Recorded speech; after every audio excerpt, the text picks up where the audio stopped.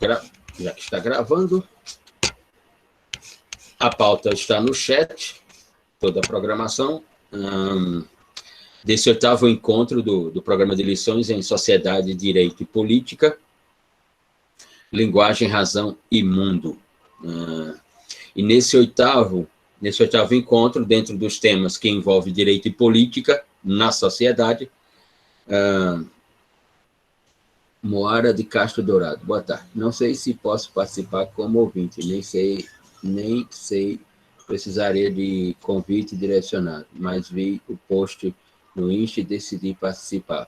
Claro que pode. Aqui nós chamamos esse grupo de um sistema de inclusão e não de exclusão.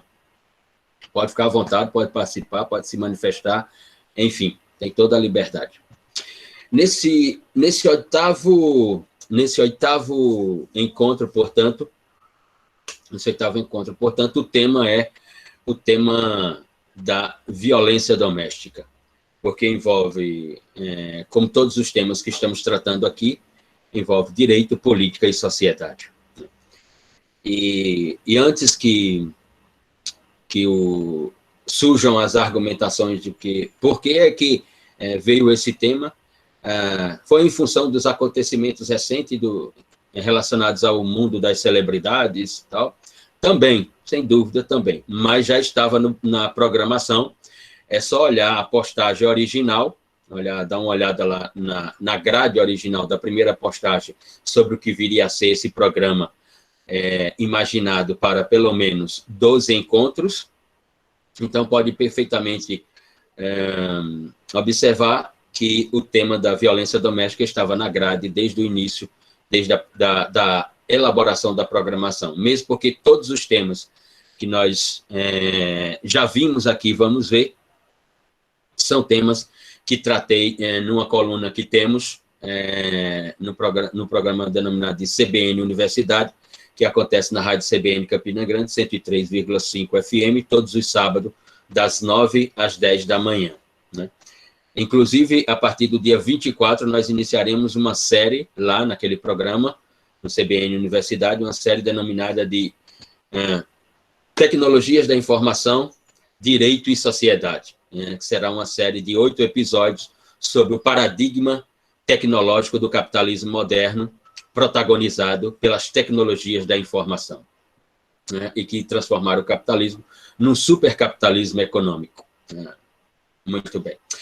Vou pedir, para quem ainda não se inscreveu, quando passar lá pelo YouTube, dê uma passada no canal do NuPodJus, que é o canal desse grupo aqui, do Núcleo para a Pesquisa dos Observadores do Direito, e se inscreva lá no canal. Lá estão as aulas que lecionamos na graduação, as disciplinas de linguagem e argumentação jurídica, criminologia, teoria do processo penal, mas também os webinários que organizamos pelo NuPod, que são todos lá pelo NuPodJus, canal do YouTube. E no próximo dia 6 de agosto, iniciamos um módulo no programa de mestrado e doutorado da Universidade Federal da Paraíba, denominado de Mundos do Direito Econômico do Mundo, né? Que trataremos sobre sociedade, economia e direito, trataremos sobre a economia como subsistema do sistema social, trataremos sobre o capitalismo tecnológico e o direito econômico, as regulações ou regulamentações do direito econômico para o capitalismo tecnológico das corporações de tecnologias da informação, como YouTuber, Facebook, TikTok, Instagram, etc. Enfim, tudo à luz da teoria dos sistemas, aquela da matriz do professor Niklas Luhmann e outros autores. Então, quando passar lá pelo canal do YouTube, ou quando passar lá pelo YouTube, melhor dizendo, se inscreva no NuPodJus, que é o canal desse grupo aqui. Muito bem.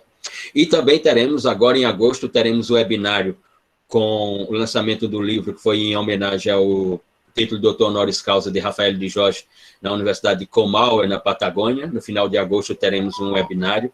Em outubro teremos um seminário de 3 dias do NuPod com a rede de ação e investigação em direitos humanos, que envolve o NuPod, a Faculdade de Direito da Universidade de Buenos Aires, a Faculdade de Direito da Universidade de San José Paz, também na Argentina, e a Faculdade de Ciências Sociais da Universidade de Comauer, na Patagônia, e o Centro de Estudos Surrisco do professor Rafael de Jorge, na Universidade do Salento. Em outubro, teremos um seminário, um webinário de 3 dias, com autores de Brasil, Argentina e Itália.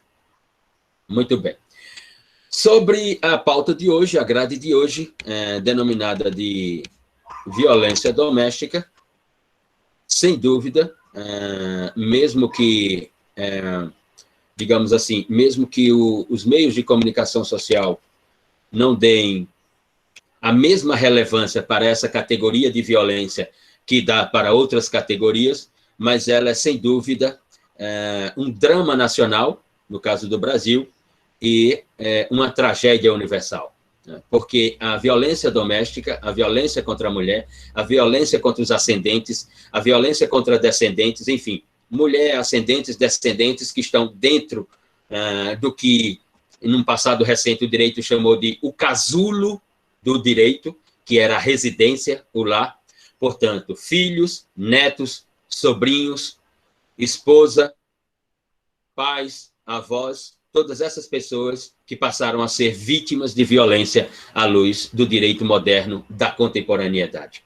Mesmo que os meios de comunicação social não enfatizem tanto como enfatiza, por exemplo, a denominada criminalidade do tráfico ilícito de entorpecente, como enfatiza, por exemplo, a denominada criminalidade organizada nos mais diversos espaços da economia nacional e internacional, mesmo que não dê a mesma ênfase que dá, por exemplo, a criminalidade denominada contra o patrimônio, quando estamos falando de roubo ou de extorsão mediante sequestro, a denominada violência doméstica, que é uma forma de criminalidade, é uma das mais preocupantes do direito. E mais do que isso, no caso do direito pátrio, no caso do direito nacional, nós poderemos levantar a perspectiva, ou até mesmo construir uma hipótese, né, de que a estrutura normativa ela não tem contribuído para a resolução dos problemas denominado,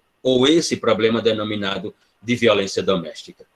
Ou a estrutura normativa, a conformação dogmática do direito, não tem sequer minimizado, né, as complexidades dessa problemática. Pelo contrário, tem expandido as complexidades dessa fenomenologia denominada de violência doméstica, que envolve uma série de complexidades e de personagens, fundamentalmente personagens no polo passivo, ou seja, no polo denominado de vítima pela teoria do direito penal. Então, é sobre isso que nós vamos falar hoje, sobre um drama nacional e uma tragédia universal. Portanto, essa forma de violência, ela não tem geografia, ela não tem língua, ela não tem cultura. Ela existe em todos os países do mundo. Só para darmos um exemplo, um país como a Itália, berço do Renascimento, um dos berços do Renascimento, um dos berços do iluminismo da modernidade, um país com uma cultura extremamente rica, é um dos principais países da União Europeia com problema de violência doméstica, com problema de violência contra a mulher, com problema de violência de gênero. A ponto de uma apresentadora de um programa de televisão cômico, né, um programa de televisão de comédia na Itália, na televisão privada italiana, no canal Média 5, um canal do empreendedor Berlusconi, que já foi primeiro-ministro da Itália, já foi dono de um clube de futebol chamado AC Milan, né? E hoje não, e sempre foi proprietário de rádio, jornal e televisão, tem esse canal de TV. Essa apresentadora chamada Kunzner, que é suíça, nascida na Suíça, mas radicada na Itália, ela criou um instituto, exatamente um instituto de proteção dos direitos das mulheres.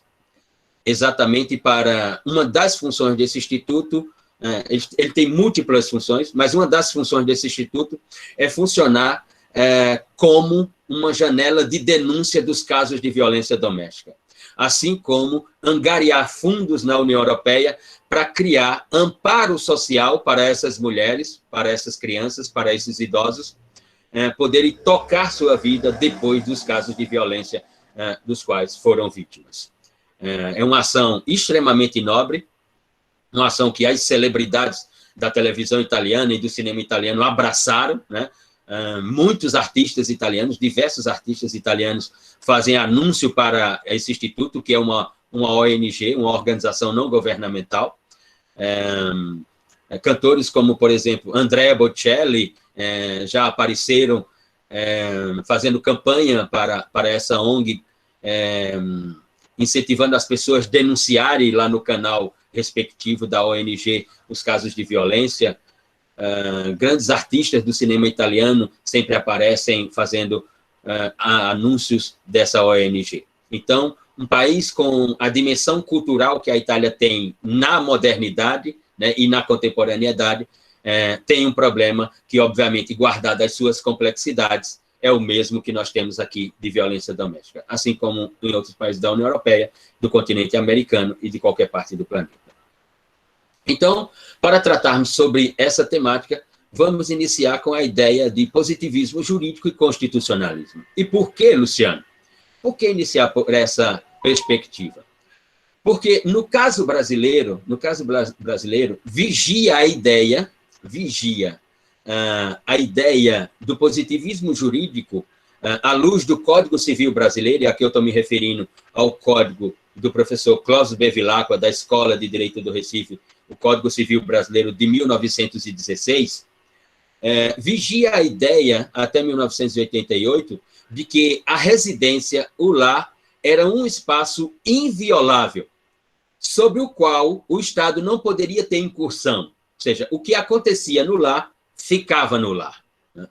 E, portanto, o Estado não tinha como construir políticas jurídicas, não tinha como construir estruturas normativas que pudesse, depois de um determinado estudo, apontar que havia uma necessidade de um controle sobre as ações que estavam acontecendo no interior do lar. A ideia positivista do direito, portanto, daquele código de Cláudio Bevilacqua, era de que o Estado não tinha domínio sobre as relações que se desenvolviam no lar. E por isso, vocês são muito jovens, né? Mas quando eu estava na faculdade de Direito, os autores de Direito Civil que eu li eram considerados clássicos do Direito Civil, como o próprio Cláudio Bevilacqua, como o Washington de Barros Monteiro, como Silvio Lins. Quando nós íamos ler alguma coisa de direito civil ou de processo civil que era, digamos assim, contemporâneo, né, eram de autores que ainda estão aí, como Maria Helena Diniz, que ainda estão nos cursos de direito. Mas nós líamos, fundamentalmente, o Washington de Barros Monteiro, que era representado como um clássico, né? Ou Orlando Gomes, da Universidade Federal da Bahia, que também é outro clássico do direito civil brasileiro. Enfim, para essa ideia positivista do direito, portanto, o lar não poderia se abrir para uma ideia de domínio do Estado. Mas em 1988, nós tivemos a Constituição, a promulgação em 5 de outubro de 88 da Constituição Brasileira. Aquela que Ulisses Guimarães, ex-aluno do Largo São Francisco, né, inclusive ex-presidente do Centro Acadêmico 11 de agosto, Ulisses Guimarães, quando promulga, como presidente do Congresso, como presidente da Câmara Federal, promulga a Constituição Federal, ele a nomina de a Constituição Cidadã. Ora, a partir daquela frase, a Constituição Cidadã, essa expressão, que é derivativa de cidadania, ou alguns vão dizer, não, Luciano, a expressão cidadania que é derivativa de cidadã, porque cidadania viria de cidadão. Mas, para outros autores, cidadão é que vem de cidadania, porque cidadania é o instituto, a pessoa é o cidadão. E o instituto foi criado para o cidadão. O cidadão só se torna cidadão quando tem o instituto da cidadania. Se não tiver, ele não se torna cidadão, portanto. Então, essa expressão ela se espalha pela ordem do discurso jurídico no Brasil. Então, a ideia positivista da residência do lar como um casulo inviolável, ela se torna insustentável à luz da teoria do direito contemporâneo. Né? E nós chegamos, portanto, ao ano de 2002, e o professor Miguel Reale é convidado, né, para ser o presidente da reforma do Código Civil de Clóvis Bevilacqua, para, portanto, uma atualização daquele código à luz da Constituição de 1988. E aqui vale tanto elogios quanto críticas a Miguel Reale. Né? Elogios porque ele realmente, com a reforma em 2002, ele abre o lar, né? Ele quebra o casulo, ele estabelece uma ruptura epistemológica, né? E, portanto, ele quebra o casulo no sentido de que o Estado não poderia adentrar a casa para saber o que estava acontecendo e construir políticas jurídicas que pudessem dominar determinadas possíveis relações estas viessem a lesionar, danificar, ofender bens jurídicos previstos em normas pelo ordenamento jurídico. Nesse ponto, não há dúvida de que o professor Miguel Reale merece elogios. Por outro lado, críticas, porque em outras matérias tão relevantes quanto essas, para alguns em paridade, ou seja, em igualdade, para outros nem tanto, mas em outras matérias tão relevantes quanto essa, Miguel Reale fechou os olhos, fez de conta que elas não existiam. Como, por exemplo, trazer no Código de 2002 a previsão normativamente, e aí, como dizem os constitucionalistas, com uma previsão taxativa, né, propor isto e, portanto, provocar no Congresso Nacional, né, a abertura de processos legislativos para isso, que seria a questão da união entre duas pessoas do mesmo sexo como entidade familiar. E, portanto, se Miguel Reale abriu o lar para o controle pelo Estado com normatividades, ele fechou lá para a ideia de entidade familiar de pessoas do mesmo sexo numa união. Ou seja, se por um lado ele trouxe inovações, por outro ele foi extremamente conservador na renovação do conceito de família. Ele poderia ter ido muito mais longe no conceito de família, digamos assim. Muito bem. Com o constitucionalismo, portanto, a partir de 1988 e com a reforma do Código em 2002, nós temos, portanto, a abertura, né, desse lar, dessa residência, desse casulo, e que, portanto, o Estado agora passa a observar. Mas o Estado teria que construir estruturas de dominação sobre essas relações. Só que o Estado brasileiro, o modelo que o Estado brasileiro escolheu, não foi exatamente o Código Civil, que poderia também ter sido por lá, pelo Código Civil. Ou seja, quando essas relações acontecessem, né, elas poderiam também serem submetidas a questões de indenização, né, e outras disciplinas que o direito civil pudesse construir no campo das ações processuais civis, digamos assim. Né? Não, o Estado brasileiro optou pelo direito penal. O Estado brasileiro optou pelas ciências criminais. E sobre ciências criminais, para, portanto, analisarmos as normativas que o Estado brasileiro trouxe a partir do início dos anos 2000, comecemos, portanto, pelo ensinamento clássico dessa ideia de ciências criminais. A ideia do professor Franz von Liszt, né, histórico professor de direito penal alemão, para muitos naquele país, o principal autor de direito penal alemão de todos os tempos, o inventor do primeiro sistema penal dos 4 que nós temos aí, né, não nos esqueçamos, Franz von Liszt é o inventor do sistema causal naturalista do direito penal, o primeiro sistema penal, assim também como é inventor da primeira escola criminológica alemã, denominada de Escola Moderna Alemã, ou seja, a escola criminológica dogmática alemã, a primeira escola alemã, porque todas as escolas até então eram italianas, e essa é a primeira alemã. Franz von Liszt vai cunhar uma frase denominada de Enciclopédia das Ciências Criminais. E quando ele cunha essa expressão, Enciclopédia das Ciências Criminais, na verdade, ele inventa uma metodologia para aquilo que Kelsey foi chamar no século seguinte, em 1911, de a ciência do direito, a dogmática. Então, em 1890, Franz von Liszt, quando publica o primeiro manual de direito penal, seu Strafrecht Allgemeine, né, ele diz, existe uma enciclopédia das ciências criminais. E aí, então, os autores perguntam, e o que é essa enciclopédia das ciências criminais? Liszt. Né?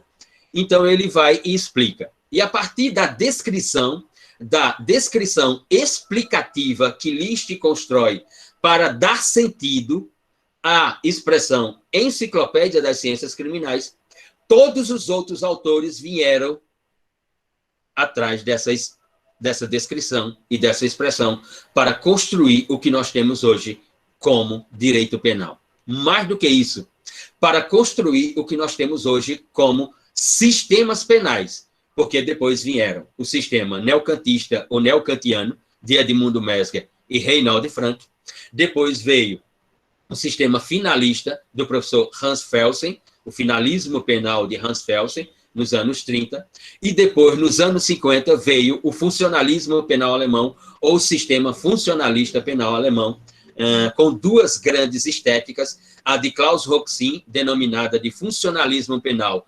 teleológico racional moderado, e a de Gunther Jacobs, denominado de funcionalismo penal normativista radical sistêmico.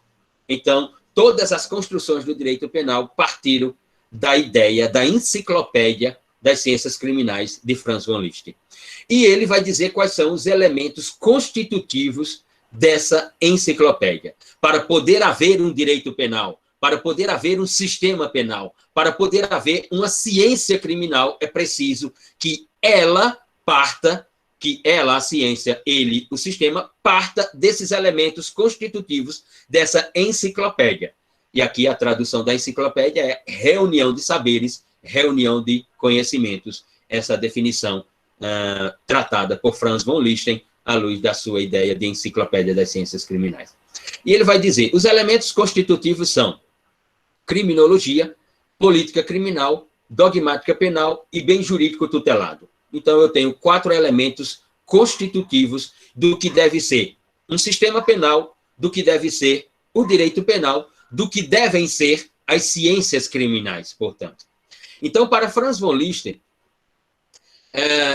a criminologia, ela é o momento inaugural, o momento originário, o momento inicial para se observar as relações sociais que entram em conflitos. E essas relações sociais, ao entrarem em conflito, é a criminologia que vai elaborar um estudo das motivações pelas quais ocorreu o conflito.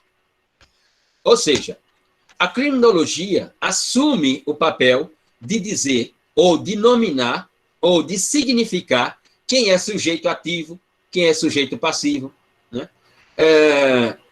Qual o bem jurídico tutelado, a ação, qual foi a ação consumada, protagonizada, realizada, qual é o comportamento.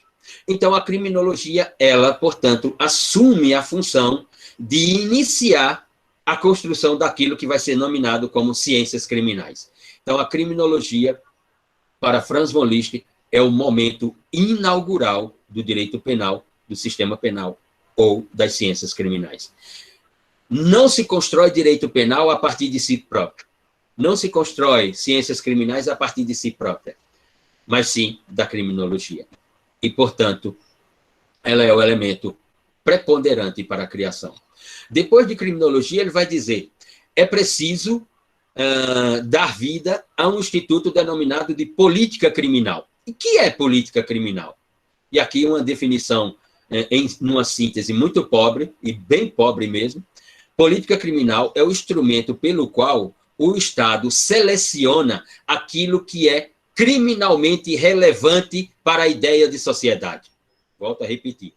Política criminal é o instrumento jurídico pelo qual o Estado seleciona aquilo que é criminalmente relevante para a sociedade, ou para as relações em sociedade. Ou seja, a política criminal, depois do estudo criminológico, é a responsável para olhar o que a criminologia trouxe e ela pensar, ela selecionar, dentre todo aquele universo criminológico, o que o Estado diz que é interessante para dominar nas relações sociais. Portanto, a criminologia, a política criminal, ela é extremamente relevante. Tão relevante que, por exemplo, no sistema funcionalista do direito penal alemão, o modelo construído pelo professor Klaus Hoxin, que é reconhecido como o penalista mais relevante do mundo ocidental, o modelo dele de direito penal é um modelo de política criminal. O sistema, aquilo que ele chama de sistema funcionalista do direito penal alemão, da matriz teleológica, racional, moderada, para Klaus Hoxin, o instrumento principal que constrói esse sistema é a política criminal, porque ela é a responsável pelas escolhas do que vai estar dentro desse sistema penal. Diferentemente do professor Gunther Jakob no seu sistema funcionalista do direito penal alemão, denominado de funcionalismo normativista radical sistêmico, que para ele o mais importante não é a política criminal, mas a dogmática penal, a lei. Enfim. Então, a política criminal exerce essa função. Depois dela, aí sim, aparece a dogmática. E aqui está o ponto capital do pensamento de Franz von Liszt. Ou seja, não pode haver a construção de uma norma, não pode haver a construção de uma lei e, portanto, a votação desse projeto de lei, o sancionamento dessa lei pelo presidente da República e a entrada em vigência dessa lei, não pode haver uma lei, uma dogmática, que não seja precedida de estudos criminológicos e escolhas político-criminais. O próprio Franz von Liszt já tinha falado isso, mas Klaus Hoxin, no seu funcionalismo, vai enfatizar isso e vai, ainda mais, vai fortalecer esse magistério de Franz von Liszt. Klaus Hoxin vai dizer assim, numa linguagem extremamente kelseniana. Vai dizer, se houver uma lei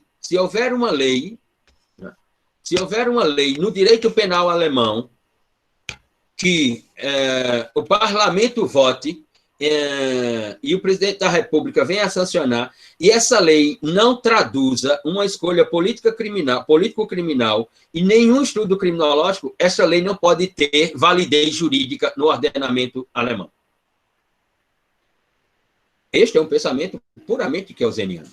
Ou seja, se o parlamento produzir uma lei que ela tenha um déficit de estudo criminológico e de escolha político-criminal, esta lei não pode ter validez. Ou seja, ela não pode ser aplicada quando surgir no ordenamento jurídico. Portanto, a dogmática só é dogmática porque as suas estruturas são dadas pela criminologia e pela política criminal. Senão, ela não será dogmática na ideia penal alemã, de Franz von Liszt a Klaus Hoxin. É nesse sentido. E, finalmente, a ideia do bem jurídico tutelado. Ou seja, a dogmática, ela tem que traduzir que bem ela está protegendo. Ela vem ao mundo jurídico para proteger o quê? Vida, integridade física, sexualidade, patrimônio, honra, etc. O que a norma propõe proteger? Qual é o bem jurídico que, com a edição da norma, ficará, portanto, protegido de lesão, de ofensividade, de perigo, etc.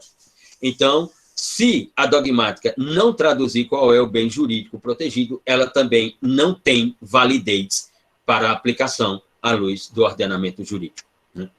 O que significa dizer que as normativas que nós vamos passar por elas hoje, todas elas cumpriram o teorema da Enciclopédia das Ciências Criminais de Franz von Liszt, inequivocamente. A primeira lei de 2004, daqui a pouco vamos falar sobre ela, a Lei 10.886, ela cumpre plenamente A Lei 11.340 de 2006 cumpre plenamente. A Lei 13.641 de 2018 cumpre plenamente. A Lei 13.827 de 2019 cumpre plenamente. E aquela que apareceu no ano de 2015, que é a Lei 13.104, cumpre plenamente o teorema da Enciclopédia das Ciências Criminais. Todas essas leis, elas tiveram estudos criminológicos, elas são a tradução de uma escolha político-criminal pelo Estado brasileiro. Escolha essa político-criminal, ora pela luta que se travou dentro do Congresso Nacional, ora pela imposição do Tratado Internacional que o Brasil assinou, ratificou e, portanto, se tornou obrigatório na ordem internacional. Mas todas elas, portanto, cumprem com o critério do estudo criminológico, da escolha da política criminal, todas elas se tornaram dogmática penal e todas elas têm um bem jurídico a proteger. Então, sobre essas leis, não há que se observar argumentações de inconstitucionalidade, argumentações de não validez no ordenamento jurídico. Pelo contrário. Nós podemos falar, né, em relação a outras leis, como, por exemplo, a Lei 8.072 de 90, a denominada Lei dos Crimes Hediondos. Aquela lei, ela não traduz, de maneira alguma, ela não traduz um estudo criminológico, porque nós não sabemos o que é hediondo. Ela não é uma escolha político-criminal, porque todos os tipos penais que estão lá, eles já existiam no ordenamento jurídico brasileiro, então não é uma escolha político-criminal. E, portanto, por não ter estudos criminológicos e não ter uma escolha político-criminal, aquela dogmática, a Lei 8.072 de 90, ela é uma dogmática vazia. Mais do que vazia, ela deveria ser considerada uma dogmática inválida no ordenamento jurídico brasileiro, sem nenhuma força normativa, digamos assim. Né? Luciana, ela protege bem jurídico. Sim, ela protege bem jurídico não por ela, mas pelos tipos penais que ela acopla, digamos assim. E, portanto, são esses tipos penais que têm a função ou a finalidade de proteger os bens jurídicos. Não a lei exatamente 8.072 de 90, porque os tipos penais que estão lá também estão na parte especial do Código Penal brasileiro e estão na legislação extravagante do nosso direito penal. Bom, à luz de todo esse discurso, o que nós assistimos no direito pátrio, no direito brasileiro, é, sem dúvida alguma, né, uma virada epistemológica na ideia de normatividade. Ou seja, nós assistimos uma ruptura definitiva do direito brasileiro com a ideia do lar, da residência, como um casulo inviolável. A partir, portanto, o marco é 2002, com a reforma do Código Civil por Miguel Reale, mas a edição da lei é 2004 e o marco é exatamente esse. Ora, o direito brasileiro, a partir de 2004, portanto, apresenta a sua virada epistemológica. Porque em 2004 nasce a Lei 10.886. E a Lei 10.886 vai criar o parágrafo 9º do artigo 129 da parte especial do Código Penal brasileiro. O artigo 129 que trata sobre o crime de lesão corporal no direito penal. E a edição da Lei 10.886 inventa o parágrafo 9º do artigo 129. E pela primeira vez depois, porque ela traduz estudo de criminologia no Brasil e no mundo, ela traduz escolha político-criminal no Brasil e no mundo, e ela é, portanto, uma dogmática válida no direito brasileiro, porque também mostra qual é ou quais são os bens jurídicos que ela vai proteger. Então, a partir de 2004, com a edição do parágrafo 9º do artigo 129, aparece uma nova frase, eu diria mais do que isso, para além do que os autores escrevem nos seus manuais. Não é uma frase, é um verbete. A Lei 10.886 não cria apenas o parágrafo 9º do artigo 129. Ela cria um verbete para o direito penal brasileiro. O verbete é violência doméstica.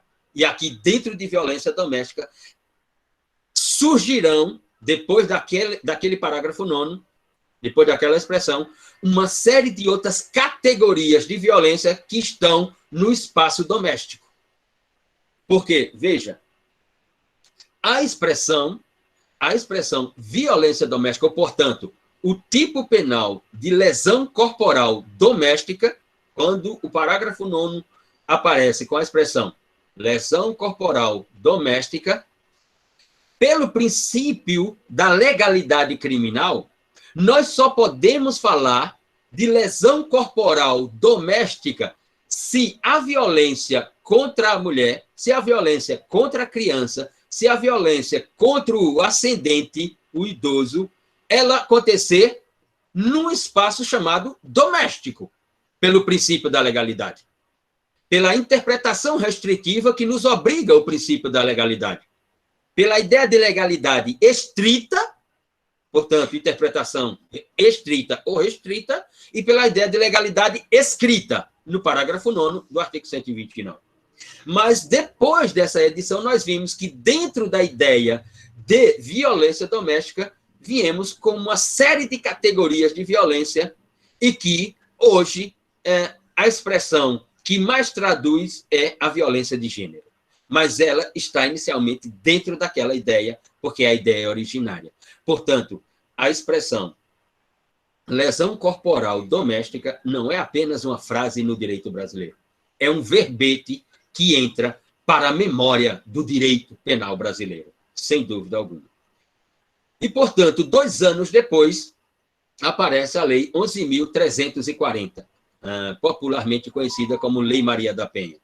Aqui não vou me estender para me referir, portanto, sobre o sentido, o significado e a biografia dessa lei, que recebe popularmente o nome de uma mulher que foi vítima, que terminou a vida tetraplégica por uma série permanente, se não permanente, continuada, por uma série continuada, pelo menos, de violência contra si, pelo seu companheiro, a ponto de ensejar, denúncias na Comissão Interamericana de Direitos Humanos e depois o encaminhamento para a Corte Interamericana de Direitos Humanos.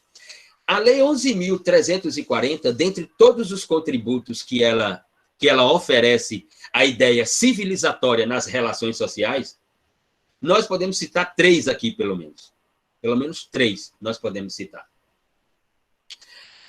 A organização das categorias de violência contra a mulher, que surge pela primeira vez na Lei 11.340, de forma sistematizada, quando a lei traz o que é violência física, violência sexual, violência moral e violência patrimonial.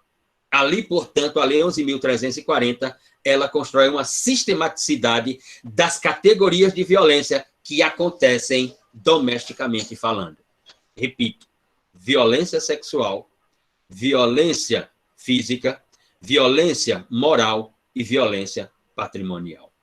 Portanto, quando ela sistematiza essas categorias de violência, ela dá um contributo riquíssimo para a ideia de aperfeiçoamento ou civilizatória nas relações sociais, procurando dominar as ações que lesionavam ou que se traduziam como essas categorias de violência. Esse é o primeiro grande contributo da Lei 11.340, inequivocamente.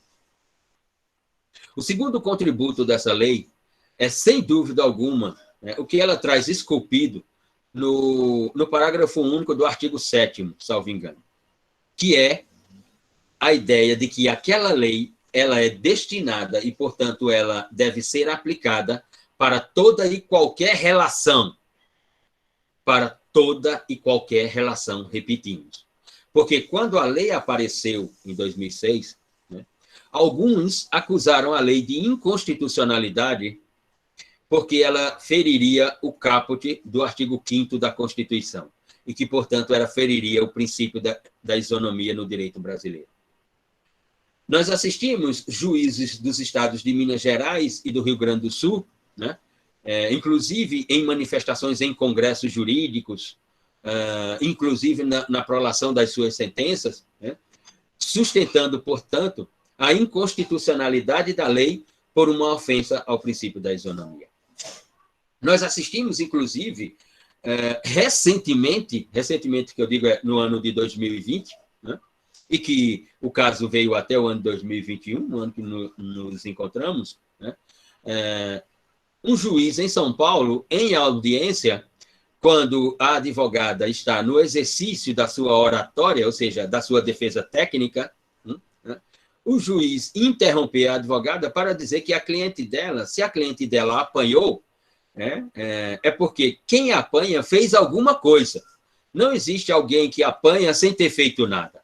Essas foram as frases do juiz em audiência.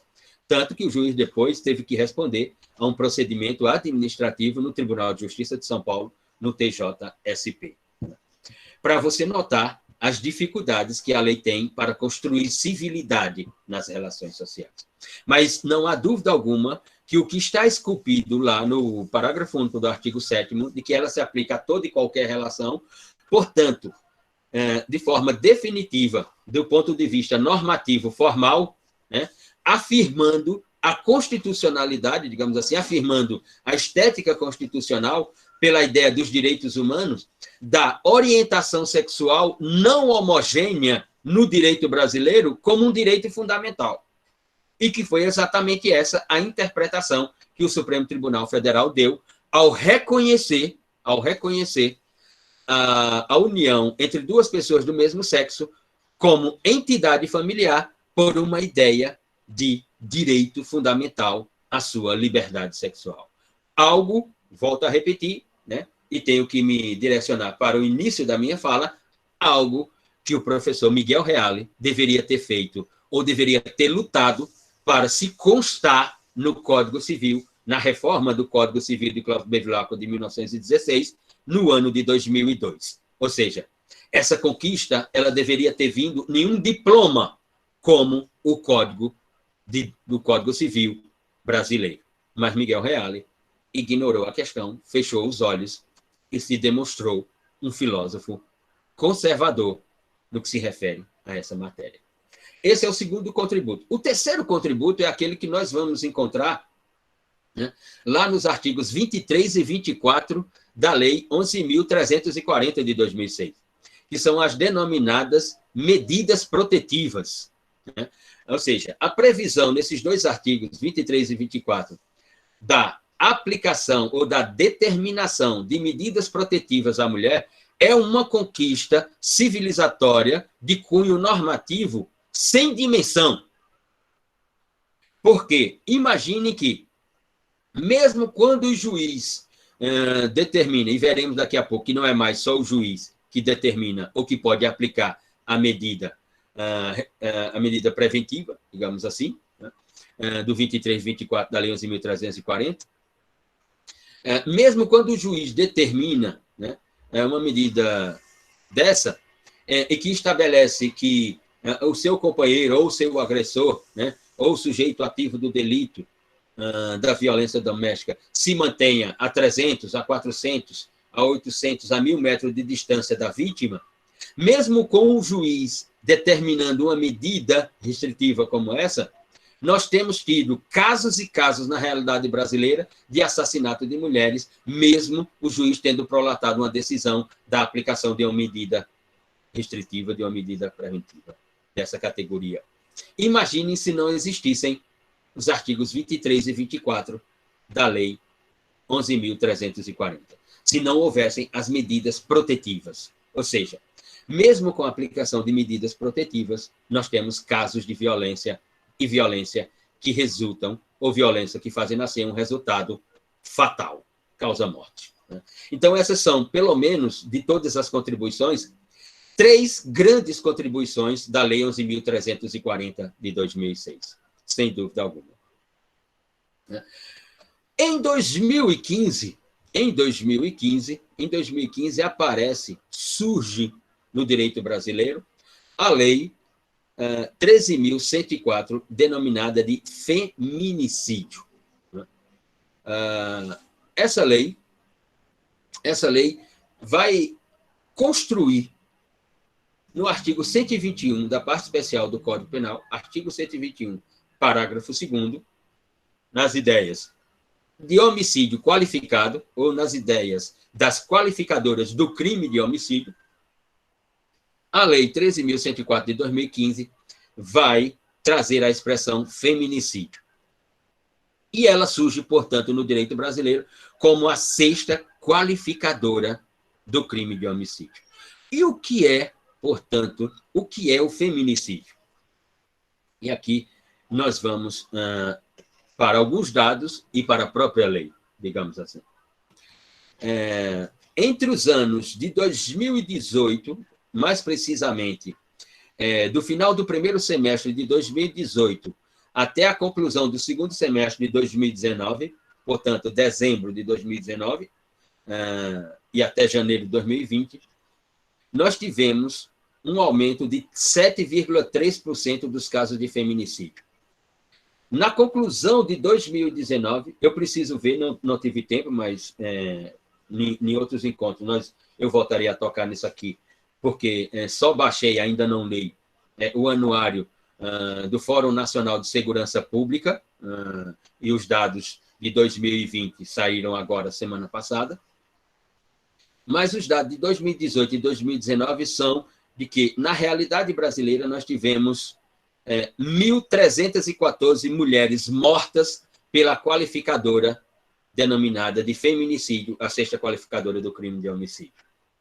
O que significaria, na realidade brasileira, a morte de uma mulher por feminicídio a cada 7 horas na sociologia nacional. Muito bem.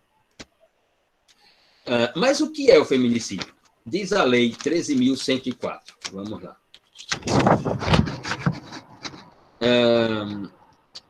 Faço saber, o Congresso Nacional decreta e sanciona a seguinte lei, em 2015. O artigo 121 do Decreto 2848 passa a vigorar com a seguinte redação: feminicídio, inciso 6º, portanto, ela é a 6ª qualificadora do crime de homicídio, contra a mulher por razões da condição de sexo feminino. Ou seja, matar alguém no caput, aí vamos descendo, matar alguém, portanto, matar a mulher por razões da condição de sexo feminino. Ou seja, matar a mulher por ela ser mulher numa relação conjugal, numa relação afetiva, numa relação entre duas pessoas que pensam em ideia de futuro. Portanto, esse é o conceito de feminicídio. E a norma traz um parágrafo 2º do inciso 6, para dizer que considera-se que há razões de condição de sexo feminino quando o crime envolve violência doméstica e familiar, portanto, o assassinato tem que dar nessas condições, menosprezo ou discriminação à condição de mulher. Esses são os dois conceitos para interpretar a condição de sexo feminino: violência doméstica ou familiar ou discriminação à condição de mulher. E a lei traz uma causa de aumento de pena, ou seja, o inciso 6, além de qualificadora, traz uma causa de aumento de pena dentro da qualificadora, que se essa morte se der, a pena do feminicídio é aumentada de um terço até a metade quando o crime é praticado. 1, durante a gestação ou nos 3 meses posteriores ao parto. 2, contra pessoa menor de 14 anos, maior de 60 ou com deficiência.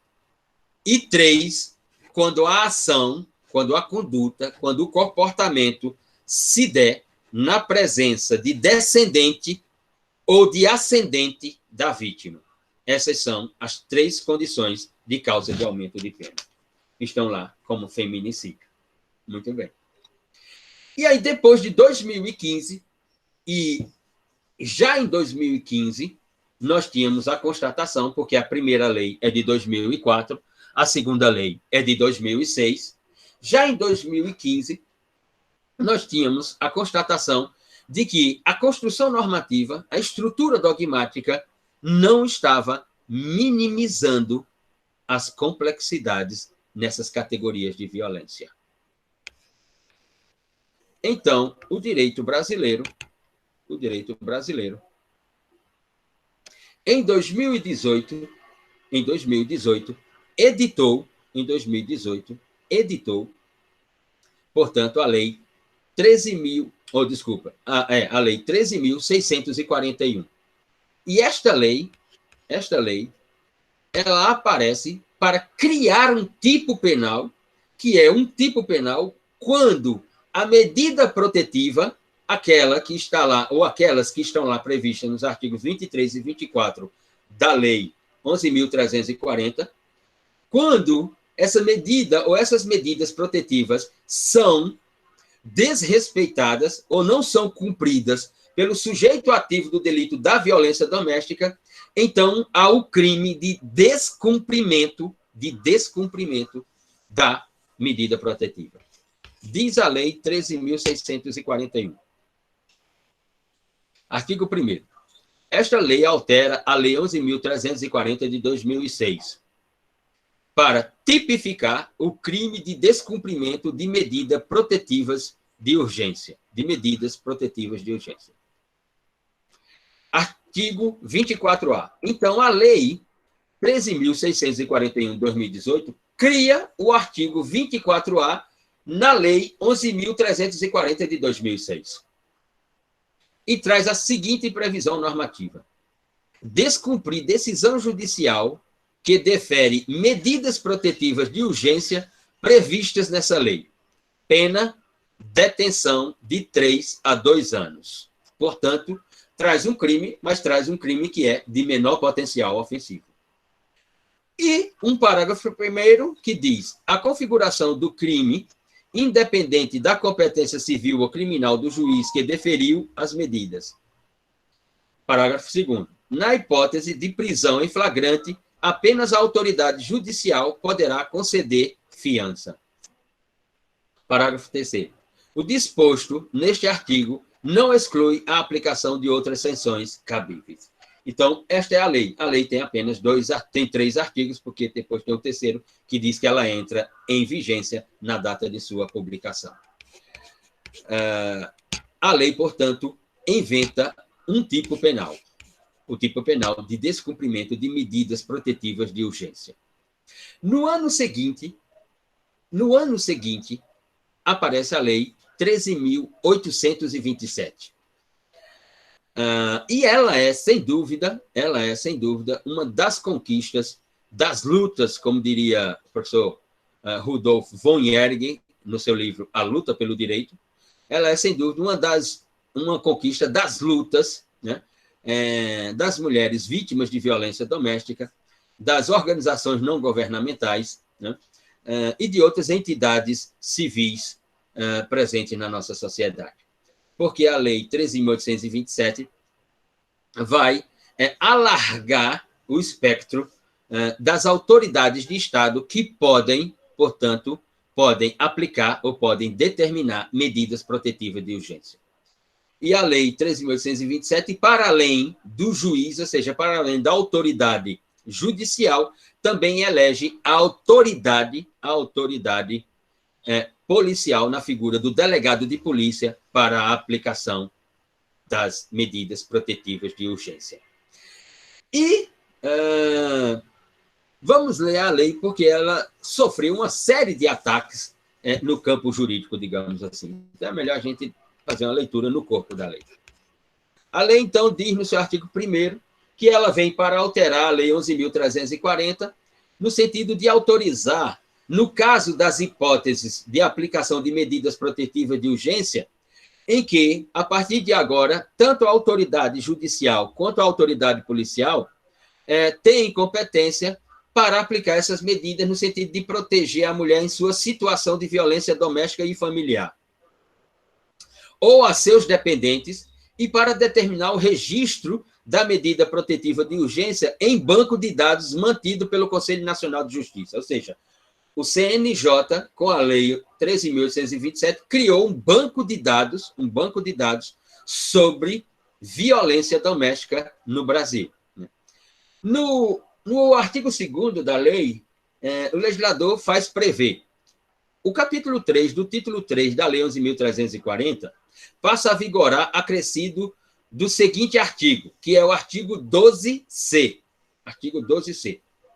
Diz o artigo 12C: verificada a existência de risco atual ou iminente à vida ou à integridade física da mulher, em situação de violência doméstica e familiar ou de seus dependentes, o agressor será imediatamente afastado do lar, domicílio ou local de convivência com a ofendida.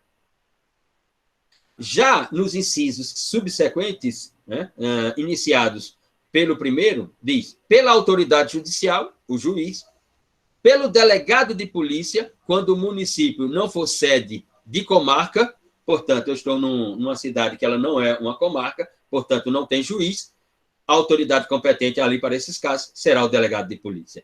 E aqui vem a polêmica da lei, no inciso 3, quando o legislador colocou aqui: pelo policial, quando o município não for sede de comarca e não houver delegado disponível no momento da denúncia. Então, o policial. E aqui, como colocou o policial, se não tem delegado disponível, significa dizer que também não deve ter policiais civis. Ou, se houver policiais civis e não houver delegado, então a competência será do policial civil. Se não houver delegado, não houver policial civil, então só resta um sujeito competente nessa relação: o policial militar. E aqui a doutrina brasileira é extremamente crítica a essa previsão de aplicação de medida protetiva de urgência por uma autoridade policial, militar ou civil. A ideia da doutrina, em regra, é de que as autoridades competentes deveriam se fixar no juiz e no delegado de polícia.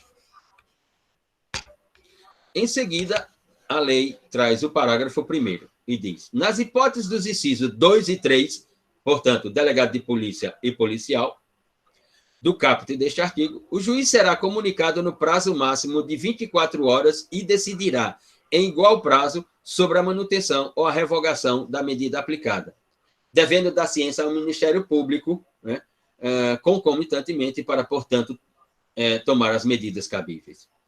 E no parágrafo 2º, nos casos de risco à integridade física da ofendida ou à efetividade da medida protetiva de urgência, não será concedida liberdade provisória ao preso. Não será concedida liberdade provisória ao preso. E aqui tem uma discussão sobre os critérios para a concessão de liberdade provisória. Mas, no caso de violência doméstica, mesmo que aquele preencha os critérios, não será agraciado com a liberdade provisória. E a lei cria também um artigo 3º. O artigo 3º-A, na Lei 11.340. Passa a vigorar, acrescida, portanto, a lei passa a vigorar, acrescido, portanto, do artigo 38A, a Lei 11.340, passa a ter um artigo 38A, que diz o seguinte: o juiz competente providenciará o registro da medida provisória de urgência. E no parágrafo único, as medidas protetivas de urgência serão registradas em banco de dados mantidos e regulamentado pelo Conselho Nacional de Justiça, garantido o acesso ao Ministério Público, da Defensoria Pública e dos órgãos de segurança pública e de assistência social, com vistas à fiscalização e à efetividade das medidas protetivas. O que significa dizer que não é o delegado de polícia que registra, portanto, a medida protetiva. O delegado de polícia ou policial podem aplicar a medida protetiva, mas quem deverá registrar a medida protetiva por uma questão de legalidade é sempre a autoridade judicial, segundo a Lei 13.827. Sem dúvida alguma. Muito bem. E aí, para irmos para o final, chegamos à ideia do paradigma normativo. Ora, eu não sei quais são os números que estão no anuário do Fórum de Segurança Pública do Brasil, né? Mas já assisti algumas reportagens aqui em canais de TV a cabo, como a CNN e a Globo News, e o que está lá traduzido segundo essas reportagens, e aqui eu vou dar credibilidade à reportagem, mas vou ler o anuário, está aqui na minha lista de funções, de tarefas e na minha lista de leituras, né? O que as reportagens traduzem é que tivemos aumento nos índices, digamos assim, no número de casos, né? Então, se nós temos, veja, e aqui é a pergunta que eu vou deixar para todas e todos. Se nós temos tido, desde a criação da primeira norma, a 10.886 em 2004, até hoje, 2021, portanto, 16 anos, pouco mais de 16 anos, se 16 anos depois da lei 10.886, 11.340, 13.641, 13.827, 13.104 de 2015, se depois de todas essas normativas, nesses últimos 16 anos, nós só assistimos o número de casos aumentarem, qual o sentido dessas dogmáticas penais? Se a comprovação efetiva é que essas dogmáticas, elas não minimizam as complexidades e nem tampouco solucionam a problemática, então, qual o caminho a seguir para além da dogmática? Eu posso dizer que a estrutura dogmática em matérias como essa esgotou-se, ou seja, esgotou a sua força normativa, ela não causa efeito, ou seja, o temor do cumprimento da pena, o temor da sanção não atemora o sujeito ativo do delito. E se a comprovação é essa, depois de 16 anos, porque não nos esqueçamos, os teóricos do direito penal, antes de 2004, diziam, quando vier uma lei com uma sanção assim, os casos cairão na realidade brasileira. É só ler os manuais de direito penal do ano de 2000 e 2002. Pegue a edição do ano de 2000 e 2002 e leiam sobre violência, e quando o autor comenta sobre a violência doméstica, que era objeto de estudos criminológicos, de análise político-criminal para a construção de uma dogmática penal. O que é que todos falavam? Quando surgir a lei, nós teremos uma diminuição drástica no número de casos. Pelo contrário, o que temos assistido nos últimos 16 anos é um aumento vertiginoso no número de casos. Professor. Diga, Arnelli. Na semana passada, na coluna, inclusive, da terça-feira, que hoje seria o texto da professora Anne Augusta Leite, ela publicou um texto, inclusive, dentro desta temática, abordando o caso do DJ Ives, que ficou em pauta lá a semana inteira, enfim. E eu acho que o texto dela, professor, responde muito a essa sua pergunta, essa questão que o senhor colocou sobre... Para mim, eu entendo que o direito é isso que o senhor sempre fala, a questão da ilusão da funcionalidade. Tenho quase 17 anos aí, 5 leis aqui que o senhor apontou hoje, especificamente para tratar dos casos de violência contra a mulher, violência de gênero, enfim, que não resultaram em muitas diferenças nos números de casos. Pelo contrário, temos visto que vem aumentando. Inclusive, no texto, a professora aumenta que o número de mulheres agredidas por dia nesse país passa dos 18 mil por dia de agressões dentro do lar. E ela coloca essa questão de que o direito já fugiu aos limites do direito trazer soluções para este tipo de situação, de que é uma questão de políticas públicas. que é uma questão de políticas sociais, que o direito não tem mecanismos, já se mostrou que não tem mecanismos suficientes para lidar com esse tipo de situação, que faz parte agora de uma outra seara, de um outro sistema atuar para trazer, digamos, uma realidade diferente na ideia do que acontece dentro do Brasil. Eu acompanho a professora Ana Augusta no sentido de que também observo que o direito não tem estrutura. A estrutura normativa do direito, através da norma secundária, ou seja, da sanção, ela, nos últimos 16, 17 anos, ela não resultou em nenhuma estética que nós possamos dizer assim, houve um progresso nas relações sociais, né, dessa natureza, de maneira alguma. Então, se chegarmos, ou se já chegamos à constatação de uma ilusão da estrutura infraconstitucional, da estrutura normativa, e se chegamos à conclusão de que a normatividade ordinária, portanto, a lei ordinária infraconstitucional, ela não tem poder para dominar essa relação, então, e se ela é constitucional, o fracasso não é só dela também, o fracasso é também da estrutura constitucional que lhe deu vida.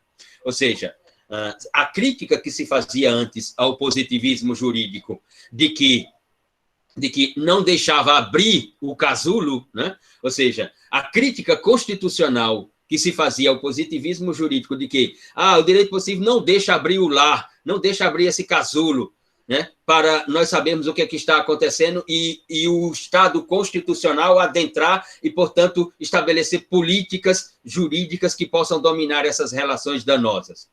Ora, 17 anos depois, portanto, que o casulo foi aberto e que a estrutura constitucional entrou para a residência, nós vimos que o que aconteceu, e aqui não estou defendendo o positivismo jurídico, nem estou condenando o constitucionalismo, mas se havia uma caixa fechada e essa caixa foi aberta, ela pode se chamar de caixa de Pandora.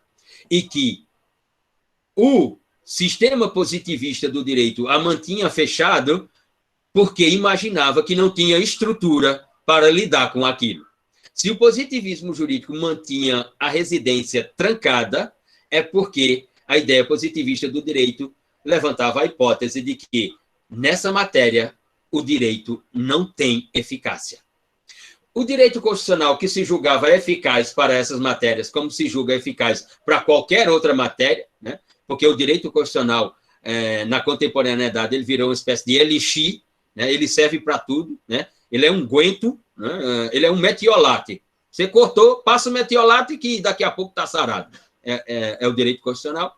17 anos depois, nós vimos que ele é um fracasso.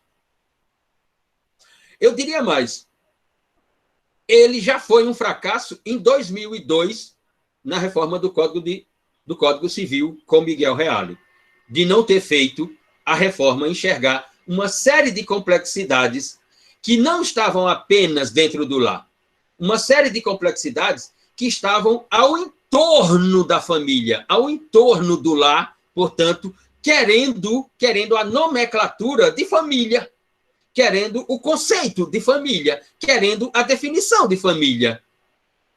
E o direito constitucional, o Estado constitucional, não fez a reforma do Código de 2002, do Código Civil de Miguel Reale, enxergar, observar que ao entorno da família estava, assim, de relações sociais, querendo o status de família. E se essa ideia normativa esgotou-se, seja ela positivista, seja ela constitucionalista, porque os casos só aumentam, o número de vítimas a cada dia só aumenta, qual o caminho a ser seguido? Como construir civilidade nas relações sociais em que não tenha que se viver violência física, violência sexual, violência moral, violência patrimonial no lar. Está aqui um desafio grandioso para o futuro civilizatório, para o futuro das relações sociais. Quem quiser falar alguma coisa, fique à vontade, manifeste-se, pode abrir o microfone, ou pode usar o chat, enfim, fique à vontade.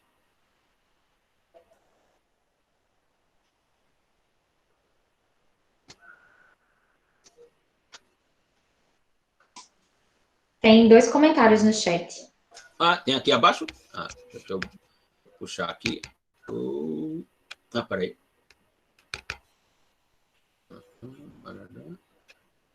Matheus. Já foi postada, não. Moara de Castro Dourado. A violência doméstica é resultado de aspectos culturais paternalistas extremamente arraigados na sociedade brasileira, enquanto culturais não são alterados pelas normas penais. Demandam políticas públicas amplas e de longo prazo. Bom, eu concordo, e assim como o Raniel se referiu, e a professora Ana Augusta no seu texto, lá no portal da Plural Editorial, onde o NUPOD tem um espaço, né? Caminhos que podem se parecer interessantes, sem dúvida alguma, são os caminhos das políticas públicas. Né? Políticas públicas de amparo a essas mulheres, de assistência judiciárias a essas mulheres para resolverem a sua vida formal, né? E de amparo material para a reconstrução de suas vidas. Né? Mas, por outro lado, à luz do governo que está aí gerindo o país, essas políticas públicas não me parece que irão aparecer. O modelo de governo que nós temos em andamento nesse país não me parece que ele dê tanta importância a essa expressão denominada políticas públicas, principalmente políticas públicas que envolvem questões domésticas. Não me parece que seja o plano nacional.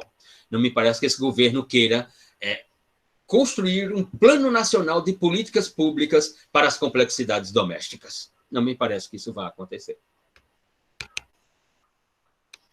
Tamires Moraes. Acredito que também há a questão das cifras negras. Sim, que existem e sempre existiram. Mas, antigamente, crimes contra as mulheres, principalmente no âmbito doméstico e familiar, eram ainda menos denunciados. Sim, era ainda menos denunciado. Nos dias de hoje também, penso que ainda há um número considerável de casos não denunciados, sem dúvida alguma. Não sabemos qual é, portanto, essa cifra, né? Mas ela é uma cifra paralela relevante, né? E que merece pesquisa, merece investigação para que possa ser publicada e possamos ter uma ciência sobre o que realmente está dentro do lar. Bruno, também isso é um ponto positivo da lei. Antes era ainda pior. Sim, antes o caso era pior. José Fernandes, quer falar alguma coisa, José? Não? Só que, ok. Eu posso falar, professor? Claro que sim, é claro. Não, é porque eu não sei se influencia, mas acredito que com o passar dos anos, que o senhor falou, esses 15 anos, em relação das legislações criadas, e nesse percurso, acredito que a tecnologia evoluiu bastante e aumentou muito o acesso à questão da objetificação da mulher. Não sei se isso vai influenciar diretamente na questão da violência, mas acredito que possa ter alguma influência, principalmente a questão a gente vê hoje em dia as redes sociais, por exemplo, o TikTok.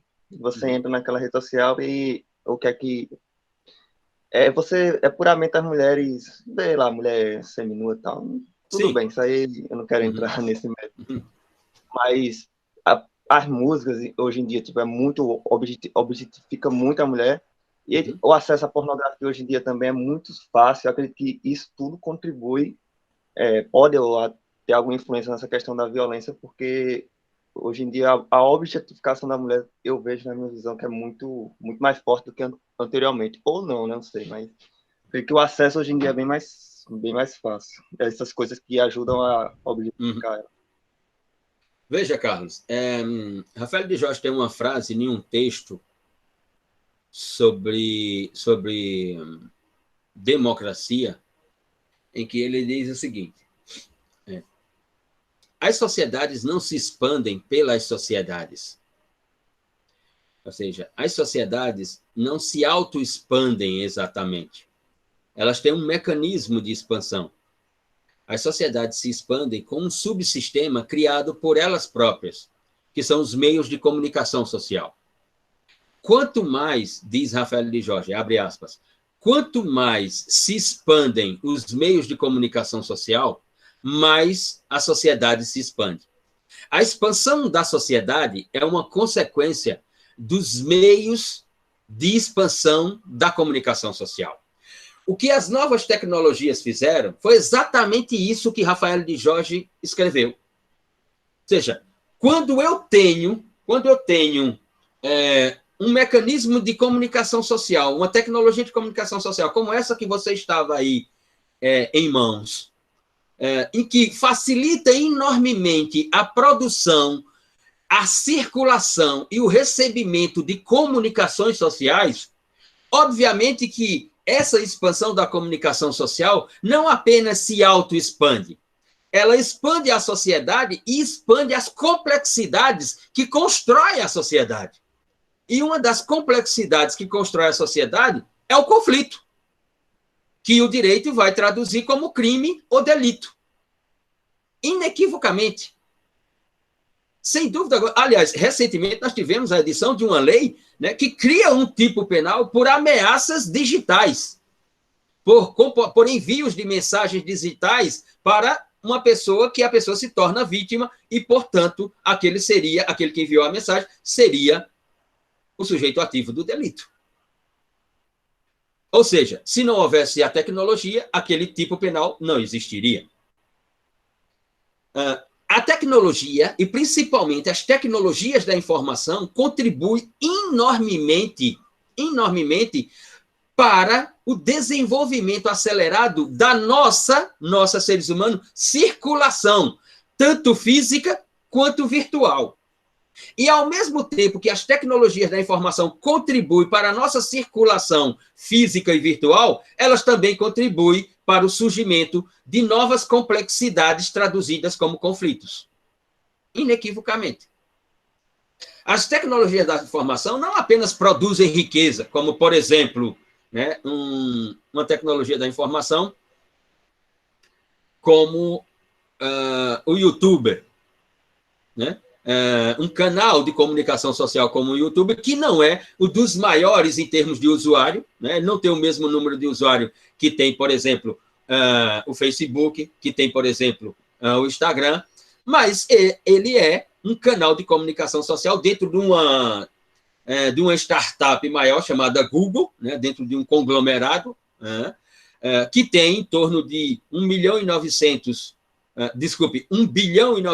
2 bilhões de usuários, né, que fatura só com publicidade, o YouTube faturou no ano de 2020, só com publicidade, mais de 2 bilhões e 100 milhões, mais de 2 bilhões e 100 milhões de dólares, só com anúncios, só empresas anunciando no YouTube. Só com anúncios. Só com uma ferramenta chamada anúncios, o YouTube faturou 2,1 bilhão de dólares na realidade econômica mundial. Aquela outra rede, o Facebook, no ano de 2020, que tem aproximadamente 2 bilhões e 700 milhões de usuários no mundo, ela faturou 2,4 bilhões de dólares na economia internacional. Então, elas não apenas produzem riquezas, elas produzem também complexidades. Elas também expandem a sociedade. A sociedade se expande, ou seja, a sociedade ocidental capitalista hoje se julga extremamente funcional, circulante, por causa das tecnologias da informação.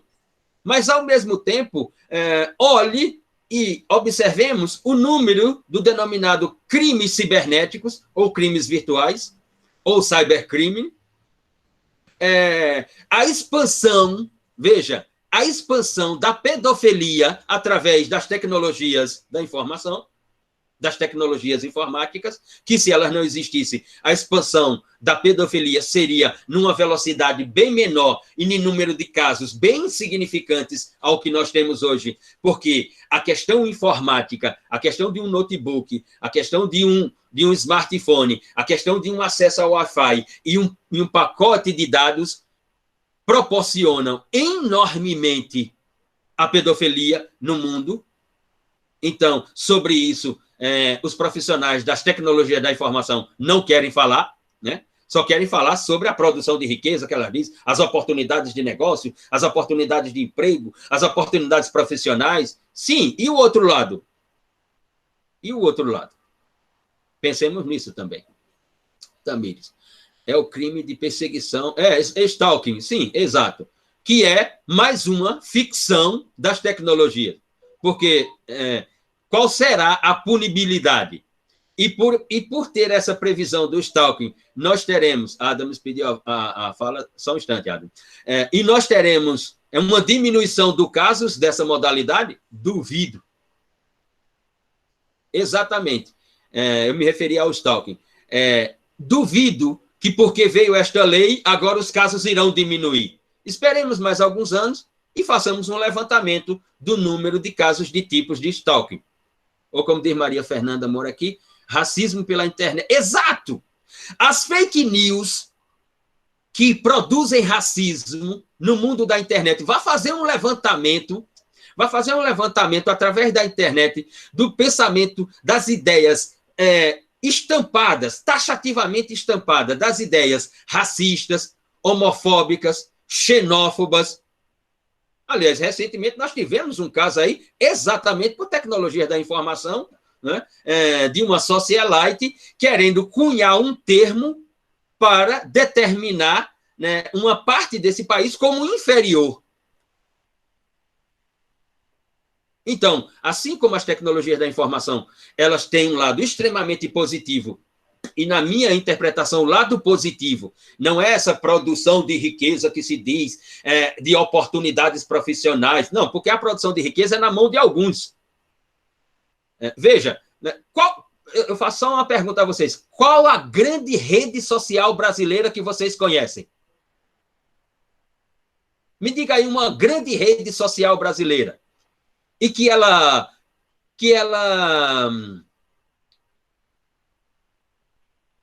arrecade. O Instagram não é brasileiro. Todas elas ou são americanas ou agora chinesas. O resto do mundo, já dou a palavra, Adams, o resto do mundo vive. O Instagram é uma rede brasileira? Eu acho que teve contribuição de um brasileiro. Não, sim, o capital, estou falando o capital, meu filho, onde fica a grana.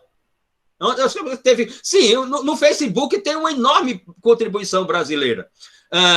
No Xbox tem uma enorme contribuição brasileira. Nos videogames, os brasileiros produzem programas. Estou falando aqui, onde é que fica isso aqui? E a ideia imaterial, intelectual, está na mão de quem?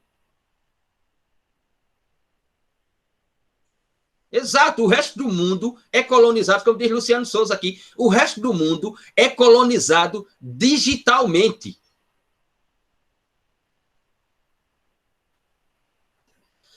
Que tem participação brasileira, tem um dos sócios do Facebook é brasileiro.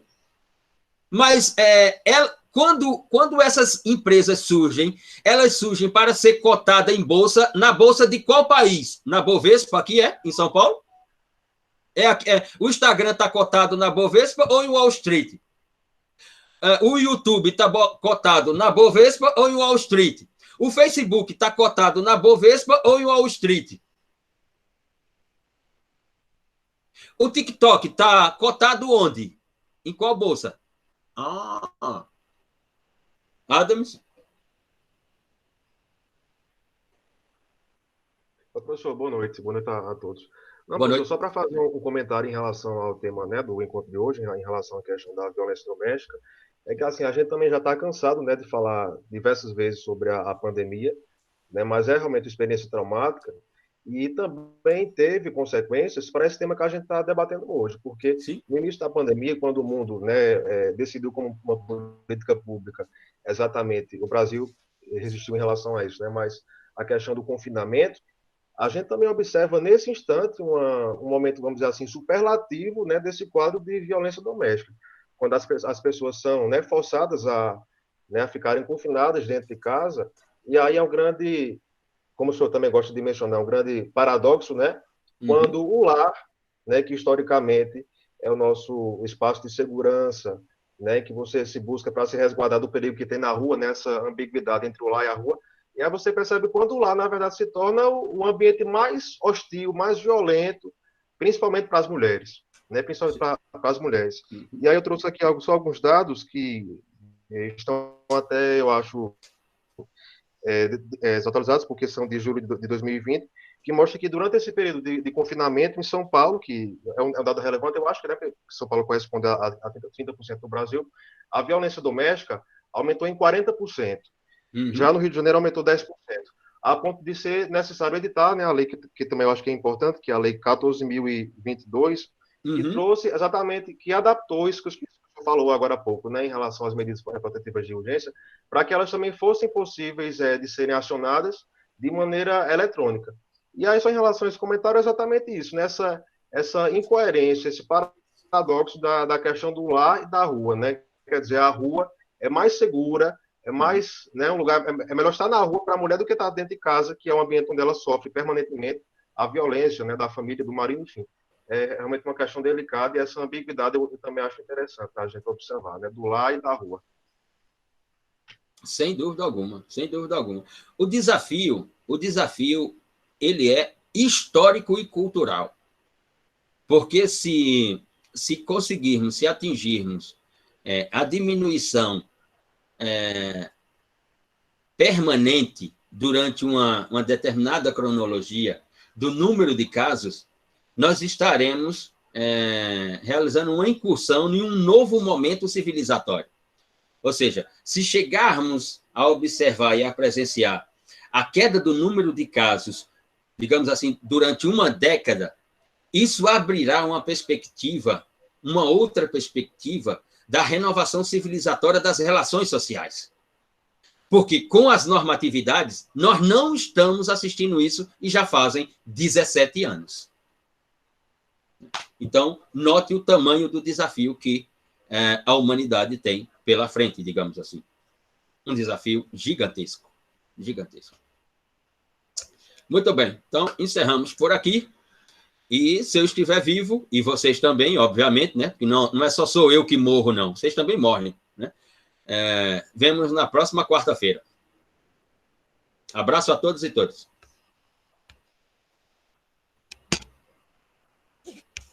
Eu interromper aqui. Até mais. Até mais. Interrompido.